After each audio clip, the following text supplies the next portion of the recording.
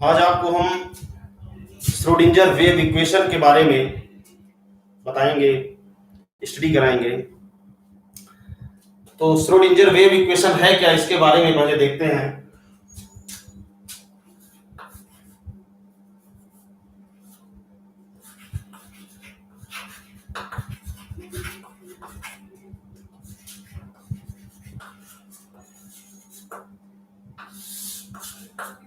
Schrödinger wave equation, right.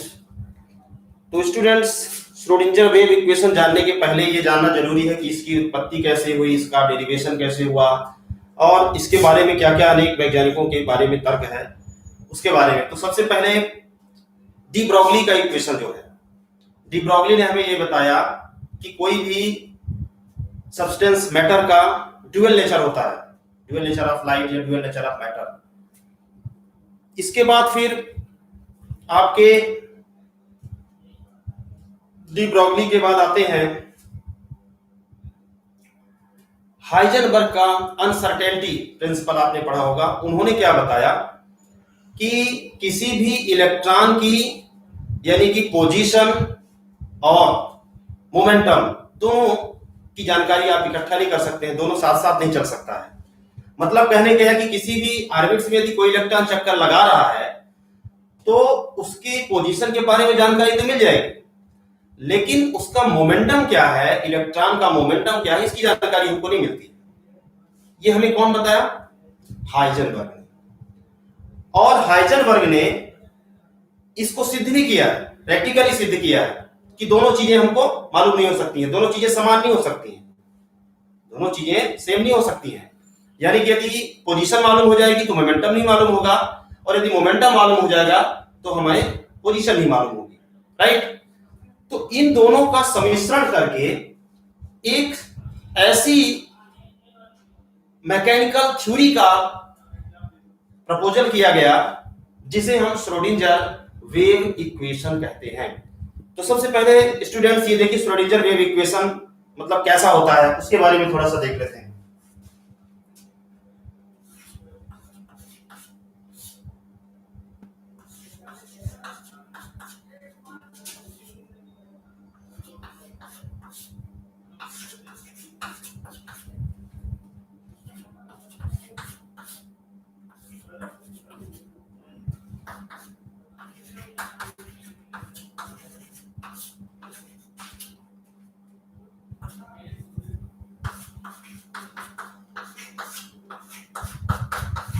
Sai into zero, students, del square psi upon del x square and del square psi upon del y square, del x square psi upon del z square plus 8 pi square upon h square into e minus v psi equal to zero.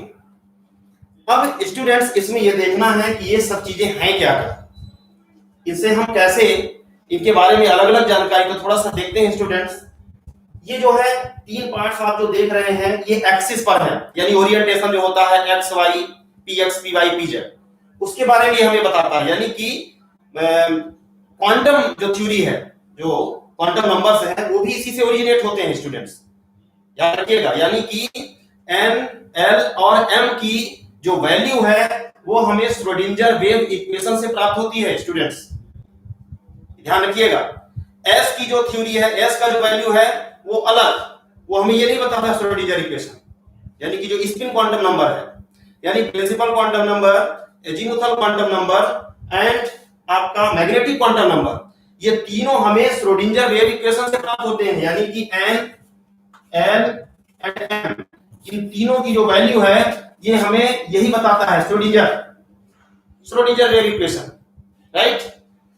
यानी कि लेकिन S की value ये हमें अलग से पता चलती है ओरिएंटेशन से, लेकिन ये जो थ्री वैल्यू यानी श्रोडिंजर वेव इक्वेशन बताता है वहीं से ओरिजिनेट हुआ है। यानी कि जो क्वांटम नंबर हमारा इसी के आधार पे ओरिजिनेट हुआ है।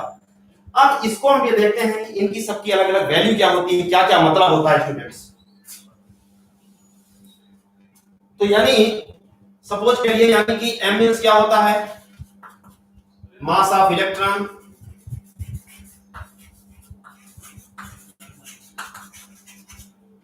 m मींस क्या होता है, mass of electron, and h means क्या होता है, प्लैंक कांस्टेंट।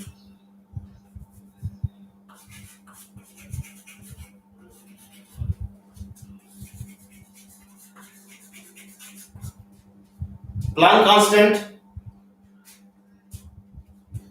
E मींस क्या होता है, total energy of electron.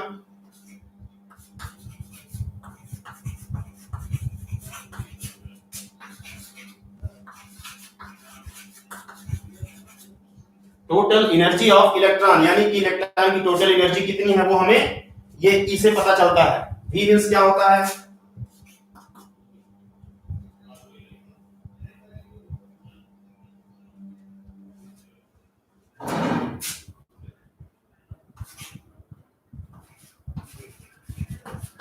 Velocity of electron, and psi equal to क्या होता है students, wave function of electron.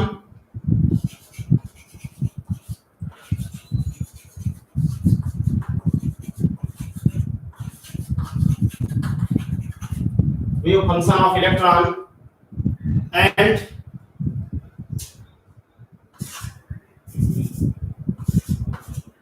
Del square psi upon del x square equal to होता है वन डायमेंशनल ऑफ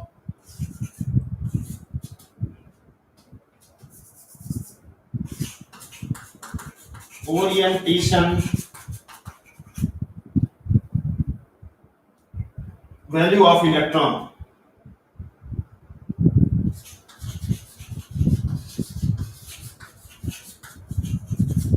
तो students यहाँ पे ये देखिए, ये जो आपका पूरा इक्वेशन है, इनकी सबकी अलग अलग वैल्यू क्या होती है वो उसको यहाँ पे डिस्क्राइब किया गया है। m मींस होता है मास ऑफ इलेक्ट्रॉन, इस m का मतलब होता है, एंड h मींस क्या होता है, Planck constant, and E means क्या होता है, total energy of electron, V मतलब velocity of electron, psi means होता है वेव फंक्शन ऑफ इलेक्ट्रॉन, यानी कि जो psi है ये तरंग, यानी कि तरंग उसका फंक्शन है, तरंग फलन है, and del square psi upon del x square, इसी तरह से del y square and del z square, right. ये तीनों जो है ये ओरिएंटेशन वैल्यू बताते हैं कि इनकी ओरिएंटेशन वैल्यू मतलब किस विन्यास में है, कौन सा ओरिएंटेशन इसका है, यानी कि x का क्या है, y का ओरिएंटेशन क्या है, z का है, तो तीनों का जो सम्मिश्रण है वो तीनों एक्सिस बताते हैं, अक्ष किस अक्ष पर है इलेक्ट्रॉन। तो स्टूडेंट्स इसमें हमें सभी पूरी जानकारी मिलती है इलेक्ट्रॉन की पूरी गतिविधि के बारे में, श्रोडिंगर वेव इक्वेशन, राइट। अब श्रोडिंगर वेव इक्वेशन की हमें जानकारी जो है वो किसके आधार पे होती है स्टूडेंट्स, यानी कि ये जो इक्वेशन हमें क्या बताता है, ये इक्वेशन ये बताता है कि इलेक्ट्रॉन की मास कितनी है।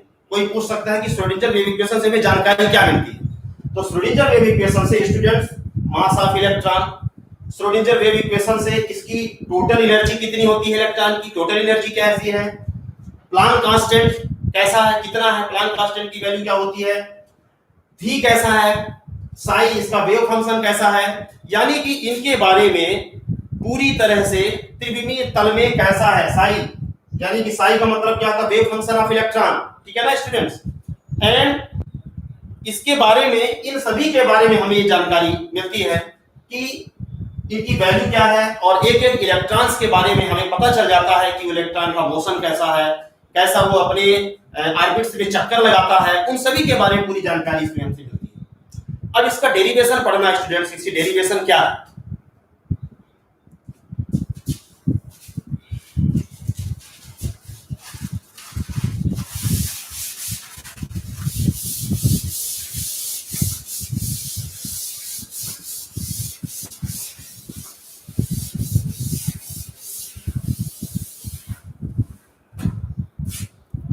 तो डेरिवेशन में है कि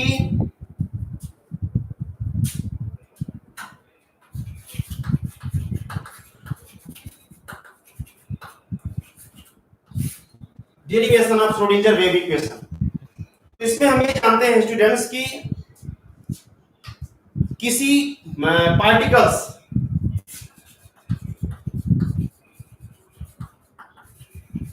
एनी पार्टिकल्स, कोई कण, किसी भी प्रकार का कण जो है अथवा इलेक्ट्रॉन की टोटल एनर्जी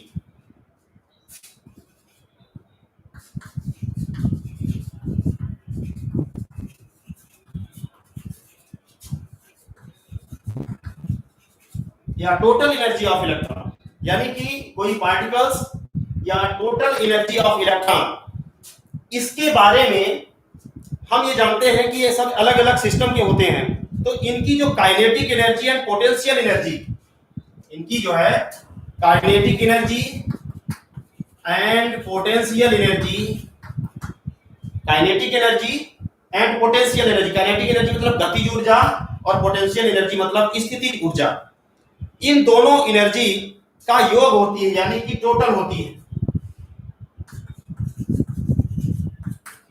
क्या होती है स्टूडेंट्स? टोटल होती है, यानी कि कोई भी पार्टिकल्स या इलेक्ट्रॉन की कुल ऊर्जा, टोटल एनर्जी ऑफ इलेक्ट्रॉन से उसकी जो गतिज ऊर्जा होती है, इलेक्ट्रॉन की जो गतिज ऊर्जा पाई जाती है, जो पोटेंशियल एनर्जी पाई जाती है, स्थितिज ऊर्जा, उसका योग होती है। ये हम जानते हैं, ठीक है ना? तो जब हम इतना जानते हैं तो एक इक्वेशन का फॉर्मेशन होगा इसमें, ठीक है ना? तो वो इक्वेशन क्या बनता है students? E equal to K into E plus P into E। Students, E equal to K into E plus P into E, यानी कि पोटेंशियल एनर्जी और काइनेटिक एनर्जी, राइट? तो इन दोनों का जो मतलब एडिशन है वो किसके बराबर है? Equal to 1/2 mv square, 1/2 mv square plus v। Equation number 1। Students, ये वही चीज है जो अभी हमने ये पूरा निकाला है, उसी का इक्वेशन बना दिया गया है। यानी कि हम जानते हैं कि किसी भी पार्टिकल्स या टोटल एनर्जी ऑफ इलेक्ट्रॉन की उसकी गतिज ऊर्जा एवं स्थितिज ऊर्जा का योग होती है, टोटल होती है। अब उसी को हम इक्वेशन के रूप में डेरिवेशन किए हैं, यानी कि E equal to K into E plus P into E equal to 1/2 mv square plus v। Equation number 1। इसको हम कौन सा इक्वेशन नंबर दें? Equation number 1, right? नेक्स्ट है गतिज ऊर्जा को हम निम्न प्रकार से, यानी कि जो हमारी काइनेटिक एनर्जी है उसको हम निम्न इक्वेशन से भी डिराइव कर सकते हैं स्टूडेंट्स, राइट? तो वो निम्न इक्वेशन क्या होगा स्टूडेंट्स? 1/2 mv स्क्वायर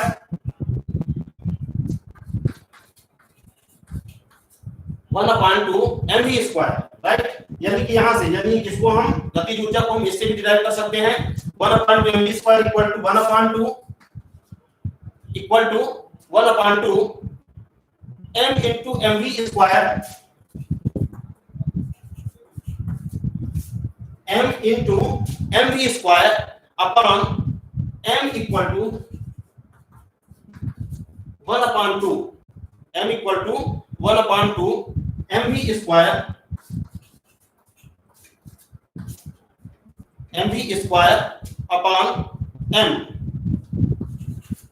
यानी कि स्टूडेंट्स, जो हम काइनेटिक एनर्जी का इक्वेशन बनाए हैं, इस काइनेटिक एनर्जी को हम इस प्रकार से भी डिराइव कर सकते हैं, गतिज ऊर्जा, right?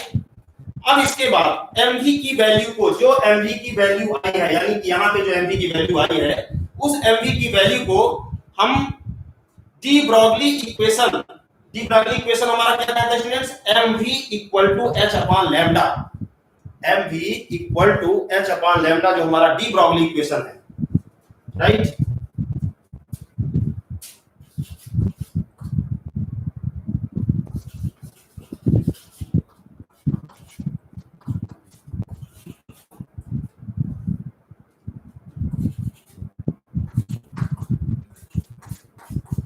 mv equal to h upon lambda, यानी कि डी ब्रॉगली इक्वेशन से हम क्या करेंगे? इसको हम प्रतिस्थापित करने पर निम्न इक्वेशन प्राप्त होता है, यानी सब्स्टिट्यूट करेंगे, ऑन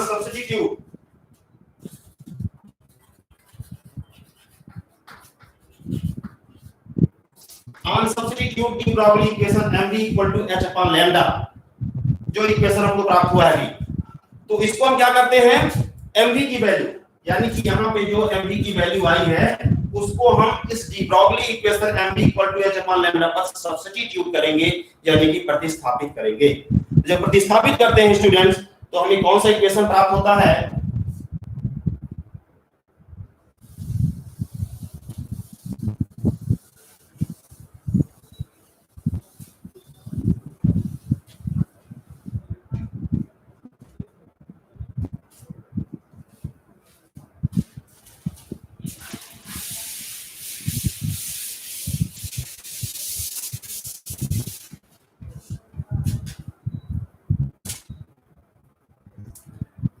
तो 1/2 mv square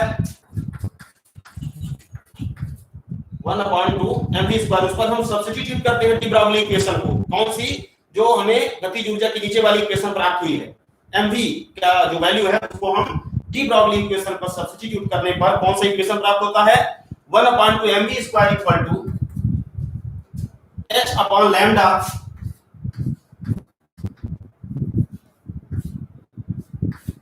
h upon lambda, right students, h upon lambda square upon 2m, h upon lambda is whole square 2 square upon 2m, right.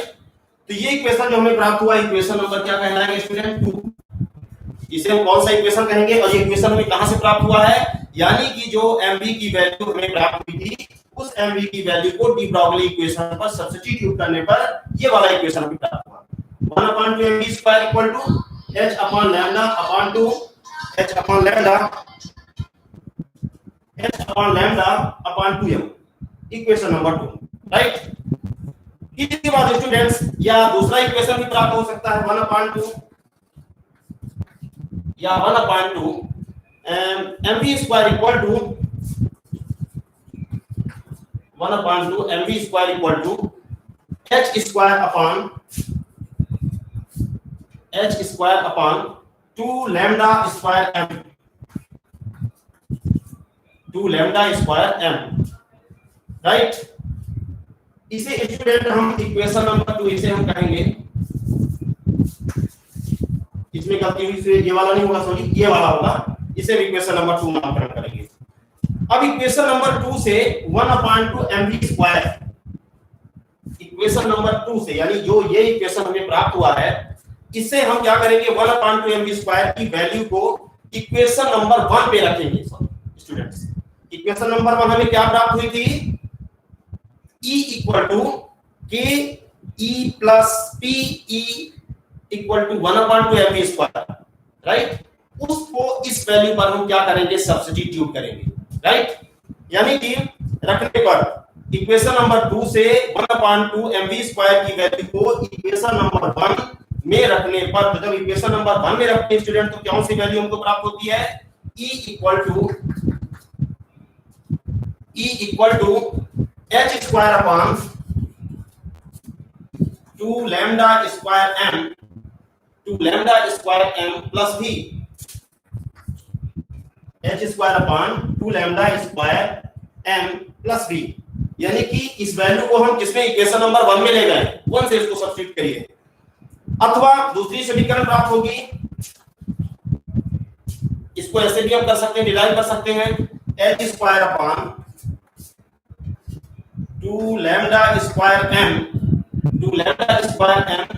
Equal to e minus v equation number 3, right students. यानी कि ये value कहां से प्राप्त हुई है, इसको हम इक्वेशन नंबर 2 से जब 1/2 mv स्क्वायर को वैल्यू की उसकी वैल्यू को इक्वेशन नंबर 1 पे सब्स्टिट्यूट किए तो हमें ये वाली वैल्यू प्राप्त हुई है, तो इसको हम इस प्रकार से भी डिराइव कर सकते हैं, यानी कि h square upon 2 square m equal to e minus v, क्योंकि इसको हम पक्षांतर कर लेंगे तो माइनस लिया जाएगा, राइट। तो इस तरह से स्टूडेंट्स ये वाला हमें वैल्यू प्राप्त हुई है, या lambda square h square upon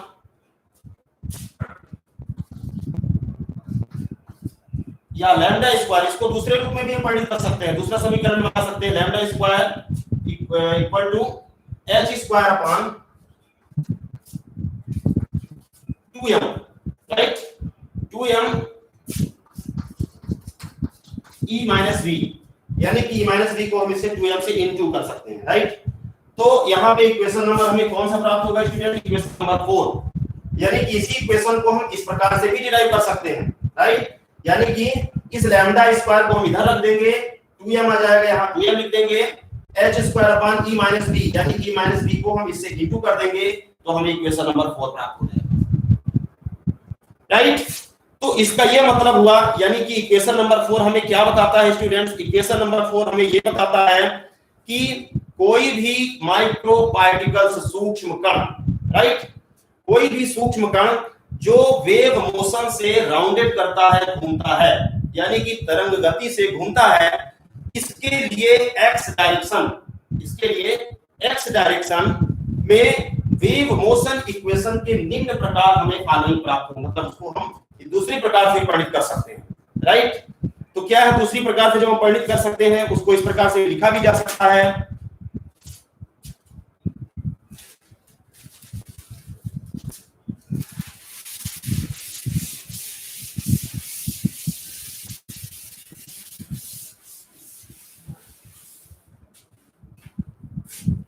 तो जब दूसरे रूप में लिख सकते हैं तो del square psi upon del x square plus 4 pi square psi 4 pi square psi upon lambda square, right. यानी कि कोई भी पार्टिकल जब मोशन करता है तो उसको हम इस प्रकार से डिराइव कर सकते हैं और अपने एक्सिस पर, यानी एक्स है कि वाई है जेड, वो उसको यहां पे लिख दिए। तो del square psi upon del x square plus 4 pi square psi upon lambda square, right students. Equation number 5 हमें ये प्राप्त हो गया है। इक्वल टू 0 यहां पे लिखना है, equal to 0 del square psi upon del x square plus 4 pi square psi upon del lambda square equal to 0। यहाँ पे 0 आएगा। इक्वेशन नंबर 5, ये हमें इक्वेशन नंबर 5 प्राप्त हो गया। ये कब प्राप्त हुआ है कि जब इलेक्ट्रॉन्स मोशन कर रहा होता है तो जो उसका वेव मोशन इक्वेशन है उसको हम दीज आर फॉलोइंग इस तरह से इसको डिराइव कर सकते हैं। इक्वेशन नंबर 4 से लैम्डा स्क्वायर की वैल्यू इक्वेशन नंबर 5 में रखने पर, यानी कि इक्वेशन नंबर 5 में हम वैल्यू किसकी रखेंगे, इक्वेशन नंबर 4 से हमें जो लैम्डा स्क्वायर की वैल्यू प्राप्त हुई है उसको हम इक्वेशन नंबर 5 में रखेंगे। तो जब इक्वेशन नंबर 5 में रखेंगे तो कौन सी वैल्यू प्राप्त होती है, del square psi upon del x square, right. Del x square plus 4 pi square psi 4 pi square psi upon 4 pi psi 4 pi square psi यहां पे होगा students 4 pi square psi into 2m upon 2m कहां से, वहां से लिया गया है 2m upon h square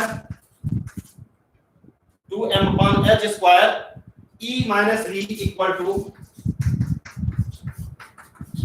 to 0, right. यानी कि इक्वेशन नंबर 4 की जो वैल्यू है उसको हम इक्वेशन नंबर 5 में रखते हैं तो ये वाला इक्वेशन हमें प्राप्त होता है। क्या इक्वेशन है, del square psi upon del x square plus 4 pi square psi into 2m upon h square into e minus v equal to 0, right.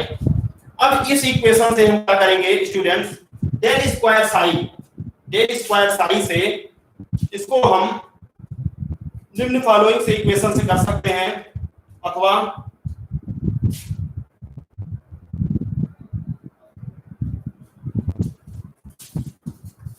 Del square psi upon del x square plus 4 pi square psi upon 4 pi square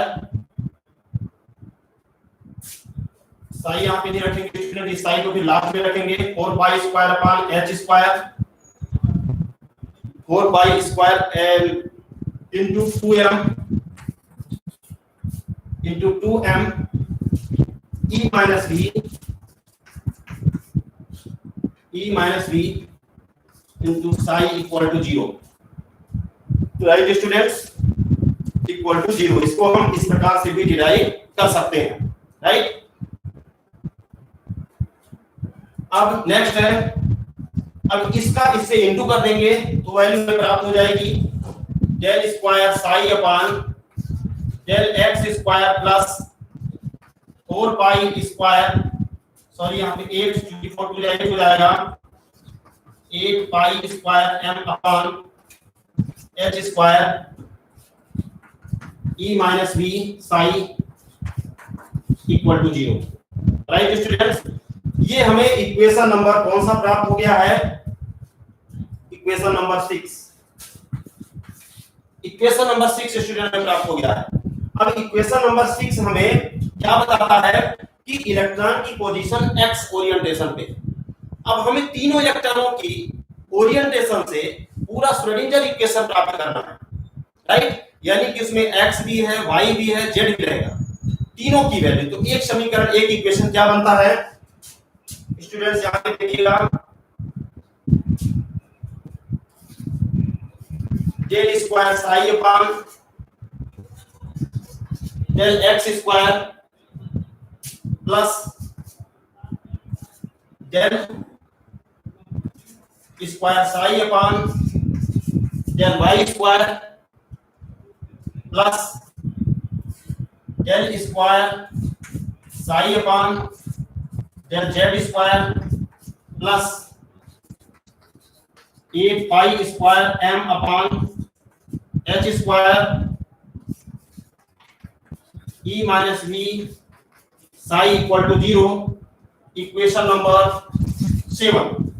यहां पे students ये देखिए, तीनों प्रकार यानी तीनों axis आ गई है, एक्स भी आ गया है, वाई भी आ गया है एंड जेड भी आ गया है, राइट?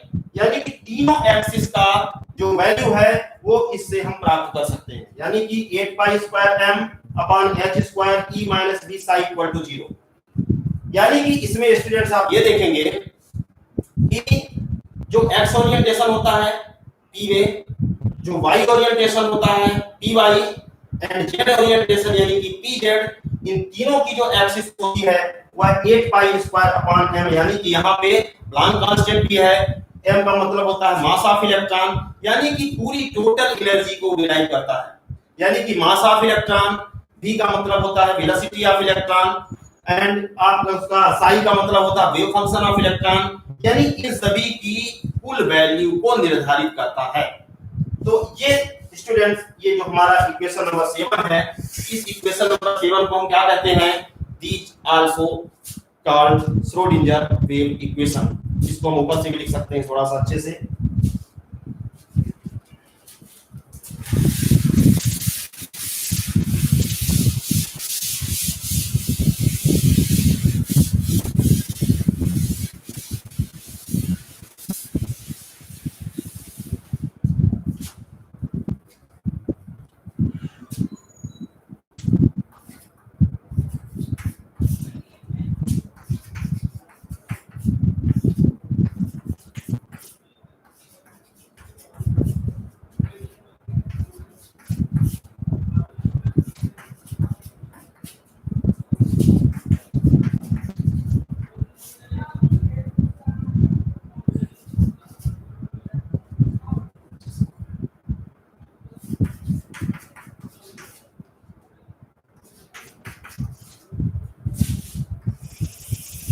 ये स्टूडेंट श्रोडिंगर इक्वेशन, यानी कि इक्वेशन नंबर जो 7 हमें प्राप्त हुआ है, इस इक्वेशन को हम क्या कहते हैं?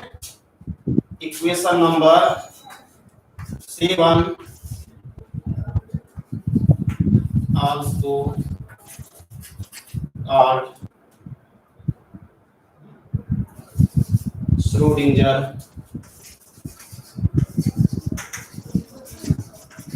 वेव इक्वेशन, यानी इक्वेशन नंबर 7 को हम श्रोडिंगर वेव इक्वेशन भी कहते हैं, राइट?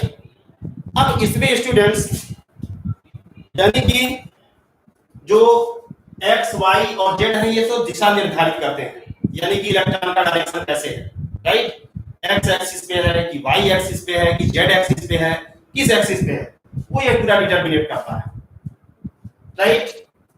तो ये स्टूडेंट्स पूरा आपका श्रोडिंगर वेव इक्वेशन हुआ, यानी कि आज का जो टोटल टॉपिक था हम श्रोडिंगर वेव इक्वेशन इसको हमने प्राप्त किया डेरिवेशन के माध्यम से। तो स्टूडेंट्स, यदि इस टॉपिक में आपको कोई दिक्कत होगी तो आप मुझसे पूछ सकते हैं।